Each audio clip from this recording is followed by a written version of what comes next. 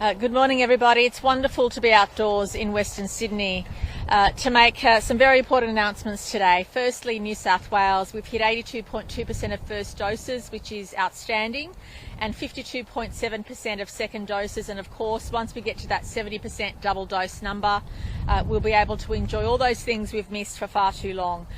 Pleasingly, for 12 to 15-year-olds, we know that now 20% of 12 to 15-year-olds have had their first dose of the vaccine. Now, given that was only made available about a week ago, that is an outstanding result, and we're urging all parents to consider vaccinating their 12 to 15-year-olds. We want to make sure that when school goes back, not only do we have great coverage in the adult population of vaccination, but also in that 12 to 15-year-old group, which is so critical. Today, I also want to say that although we can't read too much into this, pleasingly New South Wales has 935 cases of community transmission, but unfortunately 4 people lost their lives, and we extend our deepest condolences to those to the families and loved ones of those 4 deceased. And I should note that even if case numbers go down, we should expect, unfortunately, that the number of people in intensive care and the number of people who lose their lives to go up, because as we've said consistently, because we've had a number of cases in the last few weeks, people ordinarily get very sick in the second week of the illness and sometimes stay very sick for a long time. And that's why we need to continue to brace ourselves for October being the worst month for the number of people who pass away and the number of people who need intensive care. And we should never lose sight of that, no matter what else is happening in terms of the vaccination rate or anything else. That is the likely scenario in October. So we can't be complacent, because we know that, unfortunately, given what Delta does, if we're too complacent too early, things can get out of control, and that's the last thing we want. We're all working together to get to that 70% double dose vaccination, and we should all keep working together and not take it easy, not be complacent, because we know what the consequences of that can be. Today I wanted to take the opportunity, as I'm joined by so many of our parliamentary colleagues, to say thank you to the Treasurer and Treasuree for managing to obtain $11 billion for 49% sale of WestConnex. This is an outstanding result in very difficult circumstances, and will go towards supporting New South Wales recover and, of course, supporting our major infrastructure pipeline. And today I'm also pleased to announce, in the presence of all of my parliamentary and ministerial colleagues, that $5 billion of that will go towards a West Invest Fund to support local communities in Western Sydney in local infrastructure. And it's a very pleasing day all round. It also augurs well for our economic recovery as well as our recovery coming out of lockdown. So New South Wales has been through a difficult time, and living with COVID and finding the right balance is always going to be a challenge. But we're definitely looking into the future with hope and optimism, and I know that many of my parliamentary colleagues right across the chamber will be so pleased with what this means for local communities and what this means for our future, given the difficult time that we've had. So Dr. Chant will now give the health update. Treasurer Perrotte will give an update on the wonderful news today, as well as the new fund, and Minister Ayres, who's the Minister for Western Sydney, will say a few words, and then we'll take any of your questions. Thank you. New South Wales recorded 935 locally acquired cases of COVID in the 24 hours to 8 p.m. last night. There was 1 overseas case. We had 124,650 COVID tests performed. New South Wales Health vaccinated over 23,156, but I'd like to really thank and acknowledge the key work of our GPs and our pharmacists, who have been doing an amazing job. As the Premier has indicated, we've got 20% of 12 to 15-year-olds already vaccinated, and there is increasing access to Moderna through pharmacies, which is appropriate for that age group, and also GPs have Pfizer as well. So I just can echo the Premier's call for 12 to 15-year-olds to please go forth and get vaccinated ahead of their return to school. There are currently 236 people in intensive care, 123 who require ventilation. Tragically, there were 4 deaths. A man in his 80s from Western Sydney died at Nepean Hospital. He was not vaccinated and had underlying health conditions, and his death is the second death linked to the outbreak at the Uniting Engleglaze Lodge residential aged care facility in Perrotte. We have, sadly, the death of a woman in her 80s from Wollongong. She died at Wollongong Hospital. She had received 1 dose of the vaccine and had underlying health conditions. There was a gentleman in his 60s from southwestern Sydney who died at Liverpool Hospital. He was not vaccinated and also had underlying health conditions. We also had a gentleman in his 60s from southwestern Sydney who died at Liverpool Hospital. He also had received 1 dose of the vaccine and had underlying health conditions. So it does also call me to remind people that whilst 1 dose does afford some protection, it is critical that you come forward and get your 2nd dose in a timely manner. I want to announce that Cowra is going into a lockdown effective from 5 p.m. And anyone who was in Cowra from the 13th of September, regardless of where they are, must adhere to the stay-at-home requirements. There was a 9-year-old boy who attended school in Cowra, and there were a number of associated community exposures. The source at the moment is under investigation, and I would call on the Cowra community, which I know they will, respond to increased testing. And it is pleasing to see that the Cowra population has a high vaccination coverage, but again, call out the Cowra community to go forth and get vaccinated. We've also got some concerns around Dareton because of a sewage detection, and also keeping vigilance in Kempsey. So again, if we could see those high rates of testing there. In terms of the suburbs, whilst we are seeing some pleasing declines in some of the suburbs, and clearly the numbers today reflect that, it is too soon for complacency. And so I call upon the communities of Greenacre, Guildford, Bankstown, Merrylands, Casula, Wayland, Fairfield, Maroubra, and the Wollongong and Central Coast communities, and the areas around Waterloo, Redfern and Inner City, to please be vigilant for signs and symptoms. Come forward for testing, and please take care as you go about your required activities under the public health orders. Thank you. Thank you, Dr. Chant. Well, it's great to be here in Western Sydney today with the Premier, the Minister for Western Sydney, Stuart Ayres, and our Western Sydney MPs. We know that it has been a very difficult time for Western Sydney, particularly over the last 3 months, but today there are 5 billion reasons as to why things are going to get a whole lot better. The WestConnex transaction, which we've completed, has enabled and the West Invest Fund will deliver greater opportunity and prosperity for people right across this region. We want Western Sydney to be the best place to live, to work and play, and this West Invest Fund will ensure that happens. I want to announce that as part of the transaction today, we've received $11.1 billion, and that's on top of the $9.26 billion for the 51% share of WestConnex. As a result, the total amount the state has received is $20.4 billion for a road project we've invested $16.8 billion in. But as part of that transaction, it's enabled $5 billion in headroom that will be directed straight back into the people of Western Sydney. So whether that's going to be significant investment right across the board, more open spaces, better playgrounds and sporting grounds, better schools and pools right across the state, families right here in Western Sydney will benefit from the investment we've made today. This isn't just an investment in places, above all it's an investment in our people. We want Western Sydney to be the very best. We took on this road project when we came to office. The Labor Party opposed it. This road project has ensured that Parramatta Road flows faster. The people right across Western Sydney are able to get to Sydney faster, get home to their families as quickly as possible. It's all about livability, ensuring the public transport investment off the back of it has continued out here in Western Sydney. And this transaction will enable greater opportunity and prosperity, not just across the state, but particularly as a result of this $5 billion investment in Western Sydney today. Families right across the board will receive significant benefit as a result of the government's decision. I want to thank Sydney Transport Partners for their partnership with the New South Wales Government. I want to thank the Treasury team as well. They've worked tirelessly on this transaction. It's unlocked capital that we can invest. It's a testament to the strong financial management that we've had since coming to office, unlocking capital and investing it in further infrastructure right across the state. But particularly, this investment today will improve the livability. We want, as I said, Western Sydney to be the best place to live, to work and play, and this investment today does exactly that.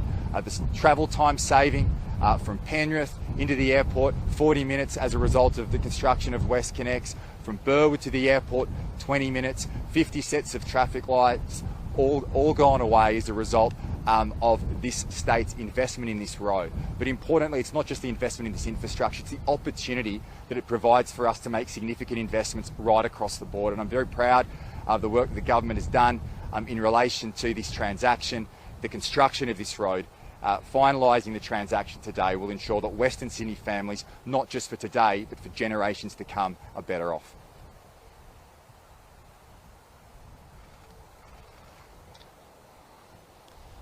Thank you, Premier, and thank you, Treasurer. We've been asking people right across Western Sydney to go and get a shot in the arm to help our communities recover from COVID, to reopen our homes, our businesses, reopen our communities to the world. Today, the New South Wales Government is delivering Western Sydney a $5 billion shot in the arm. This is exactly what Western Sydney needs as it bounces back from the impacts of COVID. There's no doubt that Western Sydney's been at the forefront of our fight against this insidious virus. It's impacted our communities more than any other community. And I want to say a huge thank you to the champions of Western Sydney that are standing behind me today. Those local MPs that have been in their communities every single day of this pandemic. They've been business counsellors, they've been mental health counsellors, they've been business advisors, they've been traffic cops directing people in the right direction. They've been health advisors. They have been there helping their communities out every single day through the course of this pandemic.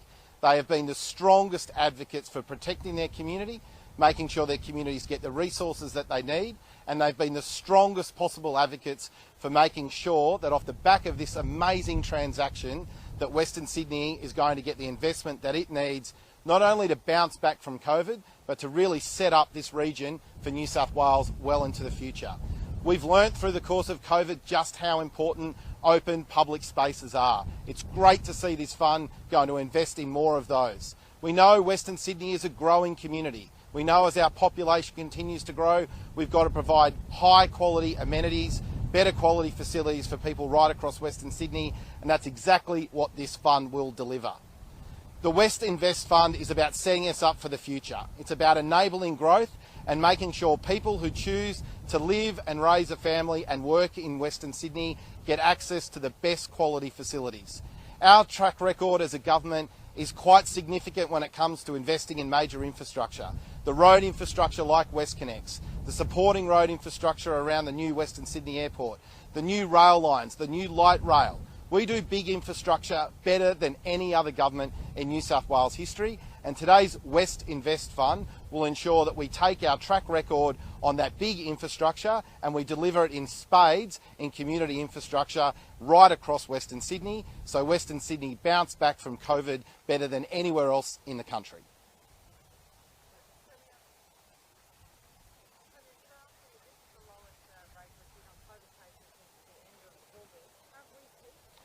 Look, Dr. Chant and I and the team aren't ready to call it yet. We always knew that the peak would hit in around middle of September. Look, I certainly hope it's behind us, but you never know with COVID. It's insidious, and if there's too many super spreading events, we can easily go back to those 1,500 numbers that we saw a couple of weeks ago. So we're feeling more positive than we have in a couple of weeks, but we're not ready to call it. And what I do want to brace the community for is notwithstanding what happens to cases, and that's why I've said the case numbers are less relevant at this stage of the pandemic. What we need to do is really keep a close watch on how many people end up in hospital. Because we've seen the accumulation of so many cases, we know that October is going to be very challenging for our hospital system. And I don't want any of us to sit back and think the worst is behind us, because unfortunately, too many families are going to have loved ones end up in hospital or worse. And that's why we've been pushing the vaccination rate so hard. And I'm so proud and pleased that many of our communities in Western Sydney are now leading the nation in their vaccination rates, because that protects people from staying out of hospital or worse. So whilst it's pleasing to see the consistency in the last few days of where the numbers are going, the most relevant number for us is the vaccination rate and also what's happening in our hospital system. So I just want to brace people and make sure people realise that no matter what's happening with the case numbers, what worries us is how many people end up in hospital, and we just need to be aware that that hasn't peaked yet. That's likely to peak sometime in October, and we also have to accept that once we start reopening, cases will go through the roof. But it won't matter as much because people will be vaccinated. So our aim now, our strategy between now and when we hit 70% double dose, is to get the number of people with COVID as low as possible and vaccinated as much as possible, so that when we open up, we have perhaps, if we keep working hard, 90% of our adult population with at least one dose of the vaccine, and a good chunk of our 12 to 15-year-olds vaccinated. Now, that will give us enormous confidence that we won't be overwhelmed in November and December in our hospital system.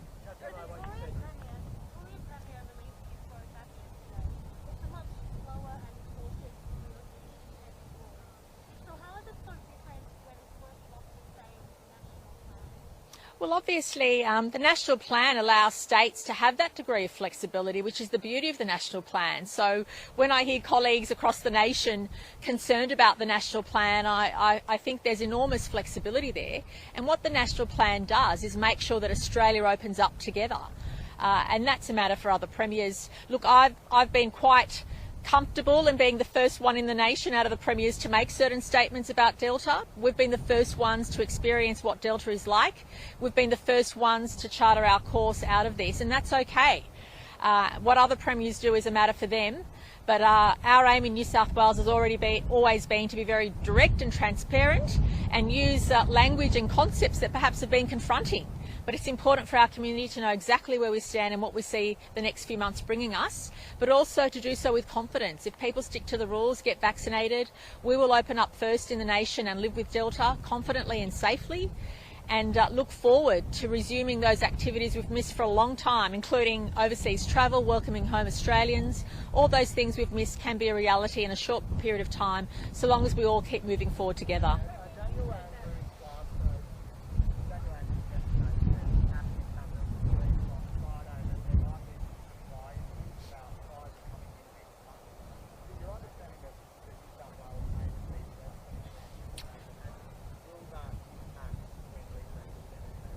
Oh, look, I don't want to disclose what's discussed in National Cabinet. That's not really appropriate. But I think you've heard me be very vigilant about supply being a challenge for us, and we just want to make sure we get our hands on as many vaccines as possible. Oh, look, I'll leave that for the Commonwealth to make those announcements. I won't disclose what was discussed in National Cabinet, but I'll leave the Commonwealth to talk about those supply issues.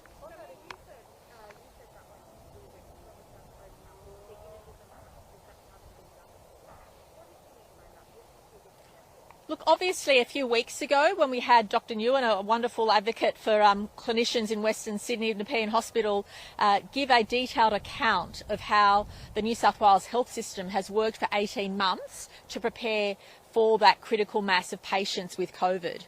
And so part of that plan that she outlined that our experts have been working on included the system being technically overwhelmed in some weeks during October.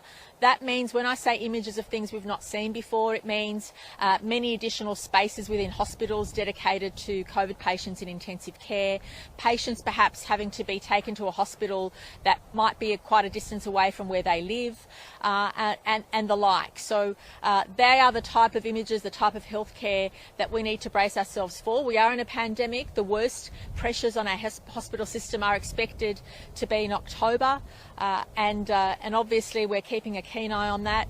Interestingly, the number of people in our hospital system is slightly less than what we thought it would be, but the number of people in intensive care is about what we expected. So we need to be aware of that, and we need to know that come October, there will be weeks when our system will be technically overwhelmed, but the plans are in place. I want to give people the assurance that the plans are in place. They've been worked on for 18 months. But if you hear people say that this has never been done before, or this is being done differently, or see images that don't look like what we normally see, that's because we have to react like that to the pandemic. Ordinarily, we'd have 500 staffed beds in our intensive care unit across the state. For the pandemic, we have 1,550 just to demonstrate the surge capacity, but to demonstrate that the system will literally be having to work triple as hard as what it does in ordinary circumstances. And we also know that in ordinary circumstances, there are pressures on the system every day. We'd hear stories about pressure on the system even without a pandemic. So I just want people to be aware of what's coming up, just want people to be aware of what to expect, and more than ever, to thank our wonderful hospital staff who are bracing themselves, who've been training for this and preparing for this for at least 18 months, but also appreciate that because of them, we can have that assurance that everybody who needs hospital care and intensive care will receive it. Premier, I'm assuming that with what you're saying this morning, that the permit system for essential workers in West and South West, you're not going to budge on that before you reach Oh, look, that is the only the authorised workers list and the permit system is the only thing which differentiates any part of Greater Sydney and the restrictions. And as you appreciate, our aim is that when we open up at 70%, our case numbers are as low as they can be, so that we can therefore make sure we all move forward together. So that whether you live in Western Sydney or you live anywhere else in the Shire or anywhere else, you'll be able to visit all parts of New South Wales. And that's our aim, to be able to open together. Everybody who is fully vaccinated at 70% will get freedoms. Let me make that very clear. If you have made the effort of getting yourself vaccinated, by the time we open up at 70%, you will be able to go and eat at a cafe, you'll be able to get your hair cut, you'll be able to do all those things we've all missed. But the one issue we have is to make sure that we also provide equal mobility to everybody, and that's why our strategy, which is so far so good, but again, too early to call, is to make sure we get the case numbers as low as possible so that when we open up, everybody can move around as freely as possible, including across the regions. I'll come back to you next. Yeah. Given the low vaccine rate, or vaccination rate around Byron Bay, how concerned are you that there'll be a massive dissension on that area over Christmas and New Year, and what there could be a big issue? No, that's a good question. And obviously what we're doing now is proactively moving into communities and providing increased vaccination opportunities to try and get everybody together. But there are obviously pockets of resistance. We know where those pockets are. And I have faith in people to make decisions about where they think it's safe to take their family. And I just want people to acknowledge that, because unvaccinated people, it's one thing to put themselves in jeopardy, but they're jeopardising everybody else because they're more contagious. If you choose not to be vaccinated, it's one thing to make that decision for yourself and your family, but you're also making that decision suggesting that you don't care if you're more contagious to other people. And that means all of us have to be on guard, because as Dr. Chant and myself and everybody have been saying, even if you're double vaccinated and have underlying health conditions, you could still be at risk. And I worry for people like my parents or others in the community who are aged, who are fully vaccinated, but yet could still be vulnerable if COVID hits. And we have to think about that. But the most important message is I believe that families will make those important decisions for themselves as to what is safe for them to do. And no matter what rules governments or businesses put in place, at the end of the day, all of us have personal choices as to what we think is safe for us and our families. And I have complete faith that citizens will make those good choices. Sorry, you were next, Chris. From the retail sector, they want clear guidelines on how they refuse people entry to their stores, and would people need a hard certificate to verify the vaccination if they don't have the app? Right, so at 70%, only those who are fully vaccinated will be able to enter non-essential retail premises. And the government's already said that we're developing our own vaccine passport. So Minister Dominic, through Service New South Wales, is ensuring that when you go into a retail, say a big supercentre or a big shopping mall or a complex, there'll be a QR code, and when you use your QR code, it will also show whether or not you're vaccinated. That will all be in one step, so you won't need to have anything, a bit of paper in your pocket or anything else. You'll just be able to do it in one step. So when you check in, it will also show whether you're vaccinated, and that will be obviously as you enter a major complex, but it will also be for individual shops within a complex. What the government is now doing is working with stakeholders to make sure we give them the best advice we have on legal requirements, just as we did at previous outbreaks. Remember, previously business and government and community worked well together.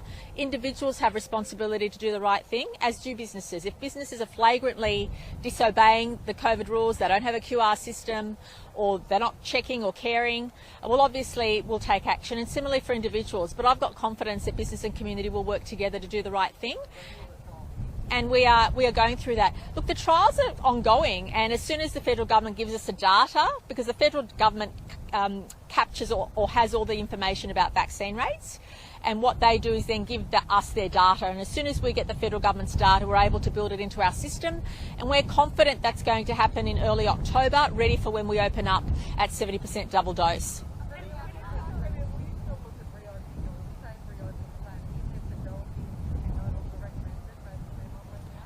Look, the Doherty we've been looking very closely at the Doherty Institute modelling, and we are doing everything within that model.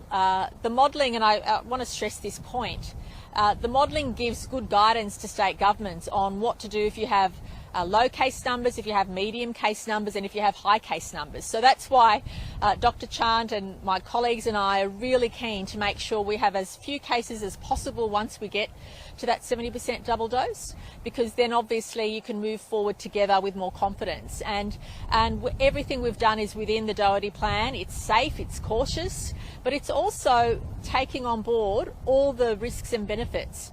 We know we appreciate, I should say, you don't know unless you're in those circumstances, but we appreciate the pressure that families have been under, individuals have been under, and you've got to balance that up with making sure people are safe, but also that people can go back to work, go back to our lives, go back to appreciating that Delta's going to be with us, we don't know for how long, and we need to eventually live with it. And I think the path that New South Wales has set forward is a safe one, and one which we can move forward with optimism and caution.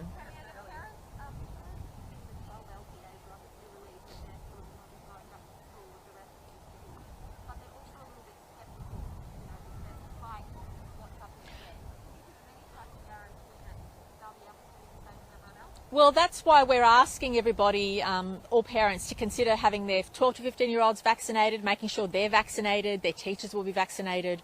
So we can't really say more now until we get closer to that time of the 25th of October.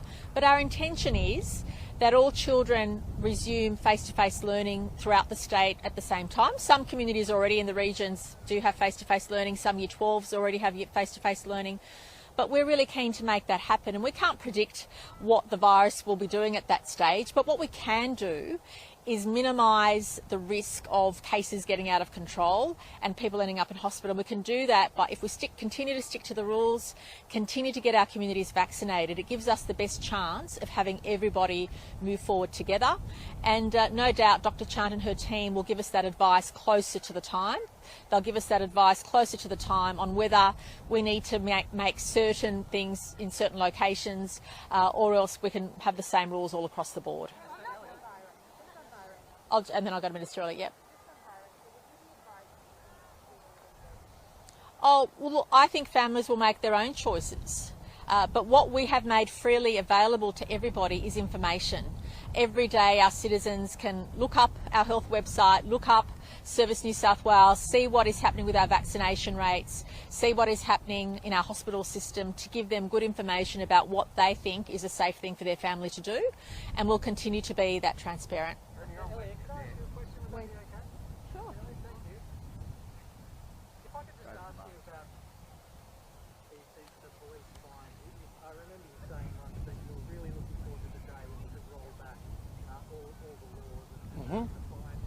When are we going to see those police fines getting rolled back, and just a general comment about the police response in West and South West Sydney? Well, the fines are dictated by the health orders, so it's not something that the police or I have any input in. That's a public health order that determines what's going to be fined and what offence is going to be fined and what isn't going to be fined. So you probably have to direct that to Brad Hazard. But I think, listen, the police have done a magnificent job. I think the fact that we saw threats of civil disobedience on the weekend didn't eventuate is proof that their planning is spot on, and I think the tempo is solid, and I think the community is getting the message that the police are there to enforce public health orders for their benefit.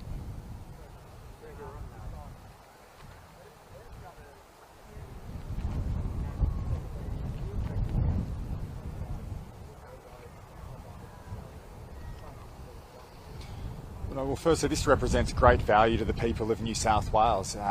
We will be retiring the equivalent of $11.1 billion in debt following its distribution into the Generations Fund. The $5 billion support comes from the difference in relation to the amount that the government has spent on the WestConnex project, the proceeds that we've received in relation to both the 51% and the 49%, as well as proceeds on distributions that we've received from the Generations Fund. And that has enabled, that strong financial management has unlocked $5 billion.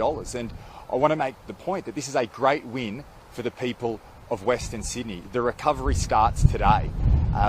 We know it's been a very difficult time right across our state, and last year we lost hundreds of thousands of jobs, recovered every single one of them plus more. But the silver lining of this pandemic will be, through our strong financial management, the foundations of the economy in this state, we are able to invest that capital, have a great social outcome at the end of it, but at the same time drive jobs growth and economic growth. And with this announcement today, that will occur right here in Western Sydney. Western Sydney, I mean, New South Wales are winners today, but particularly the families of Western Sydney have won big by the result of this transaction. Is this an attempt to soften the blow of paying tolls? You know that Sydney West and South West are already under economic stress because of COVID. Are you trying to soften the blow, the fact they're going to continue paying tolls? Well, the transaction, Chris, the transaction doesn't impact the toll regime here in New South Wales, and we understand that no one likes paying tolls. If you're living in northwest Sydney, for example, and you're driving in to the city, you pay tolls if you choose those toll roads. But ultimately, what WestConnex has achieved for the people of Western Sydney is ensure that those other roads, those ancillary roads, flow faster. And if Labor were in government, you'd all be late to this press conference because you'd be stuck on Parramatta Road. That's just the reality. So, yeah. No, just like our Restart Fund with the Poles and Wires transaction, we've created $5 billion in headroom. That financial management has ensured that we can establish a fund to assist and improve the lives of people right across Western Sydney. We've said from the outset that we'll be launching our economic recovery plan in October. This is the first announcement today. This is the first tranche of that economic recovery, a substantial investment in Western Sydney, better open spaces, playgrounds, sporting grounds, schools and pools. We want to make sure that Western Sydney is the best place to live, to work, to run a business, raise a family. And because of our strong financial management, because of this transaction today, we've been able to set up the West Invest Fund to transform Western Sydney, not just for today, but for generations to come. The government doesn't have any plans in this space. I mean, ultimately, if you look at the asset base of the state of New South Wales, it's grown from $60 billion under Labor to close to $250 billion under the Liberals and Nationals. That's what strong financial management is. Right across the state, we've been able to invest in better schools, better hospitals, better public transport. And that's been because of our asset recycling approach. We've come into this pandemic with strong economic foundations. That didn't occur by accident, and we will continue. The government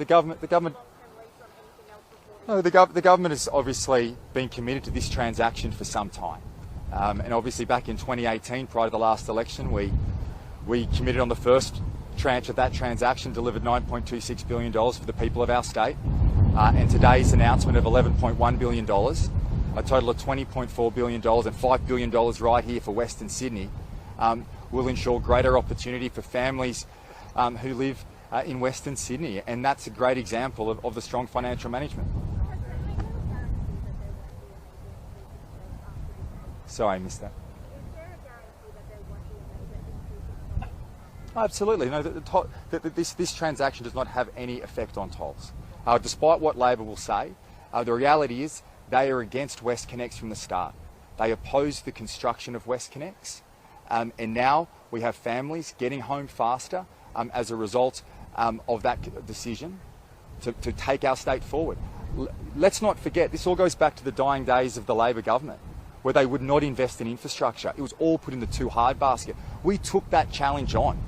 We want the best for people right across the state. We made those investments, and today you can see the fruits of those decisions. Not only do we have a road that has no debt associated with it, we have a $5 billion investment right here in Western Sydney that's going to improve livability. The toll regime is not affected at all by this by this transaction today. So Chris,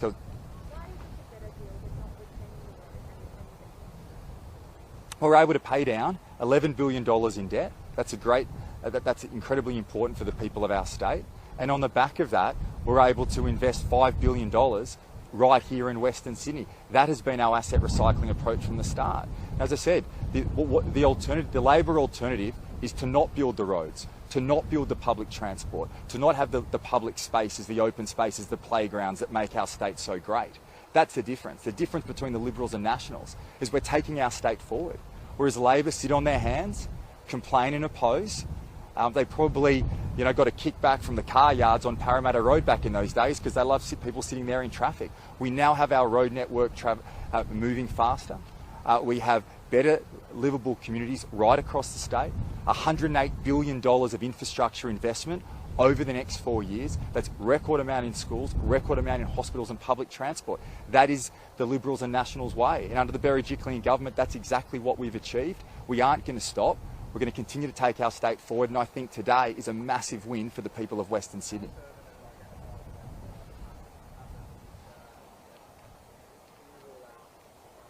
We'll work through those issues as they come through, but we're completely committed to our asset recycling approach, which is unlock capital to build further infrastructure. Roads like WestConnex would not have been built without that approach. The announcement we're making today, a $5 billion investment, would not be possible but for the approach we've taken.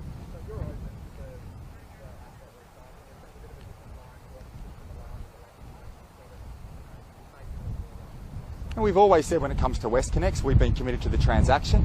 It's always been the government's position in relation to that. And we know that asset recycling has been enormously successful. That infrastructure investment hasn't just created better schools and hospitals, it's also laid strong economic foundations and jobs growth as we move through it. And the investment today in Western Sydney will see thousands of jobs created, from Canterbury, Bankstown and Burwood in the east to Wallandilly in the Blue Mountains in the west.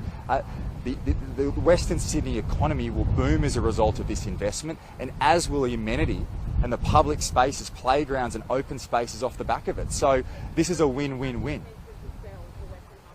Well, what I'm not going to get into is a discussion on hypotheticals. We've just completed this transaction. The government has no plans in relation to further asset recycling. What we've said today is that this transaction, which we've always been committed to, has ensured a substantial, successful and strong result for the people of our state. It's not the government's money, it's the taxpayers of New South Wales, and every single family across New South Wales benefits from this decision today. And to be here with my Western Sydney colleagues, strong advocates for their electorates, for their local communities, know all too well the benefit that $5 billion will have for the people right across the region.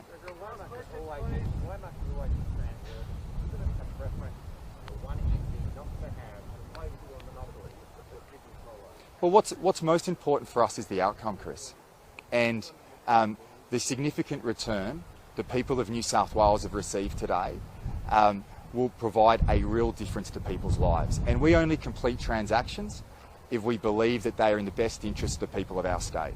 And we set a reserve price. It was well exceeded by the offer that came through in relation to the 49% share. And this is a great deal for the people of our state. It's been the approach we've had in the past, and I think we can see the dividends. And when you're driving back into the city today and you're driving along WestConnex, just think how difficult and challenging it would be in circumstances where that road would not exist. Well, we obviously had other bids, and prior to close, we set a reserve price for the state based on our analysts' advice, and at close there was one consortium in Sydney Transport Partners, but the bid that they made well exceeded the reserve price for the state.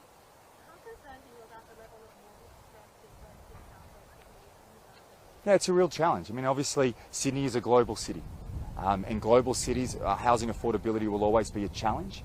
I know that Minister Stokes is doing significant reforms in that space to continue to unlock supply, to drive further housing across New South Wales. And in addition to that, we are doing a significant amount in support for first home buyers to help them get in the market with our stamp duty concessions. But look, these are always challenges facing major cities right across the globe, and Sydney is no different to that. And we'll continue to look at ways to unlock supply, to build more homes, and that's like the investment we're making today. Obviously, one aspect is housing affordability. We also want to invest in livability and having great parks, having great sporting grounds, and that's exactly what this investment today will deliver for the people of Western Sydney. Thanks, everyone. Thank you. Good. I'll let Corey announce. Thank That's all you. you, Barry. Thank you. All the best. Following the toughest period in the region's history, the future of Western Sydney is now brighter, thanks to a new $5 billion government investment. And while this first step towards economic recovery will fund a vast array of new and upgraded parks, open spaces, town centres, arts and cultural offerings, schools and roads, the real beneficiaries of this investment will be you. The local businesses, workers, communities and families, through jobs and opportunities for years to come. All where you want to live.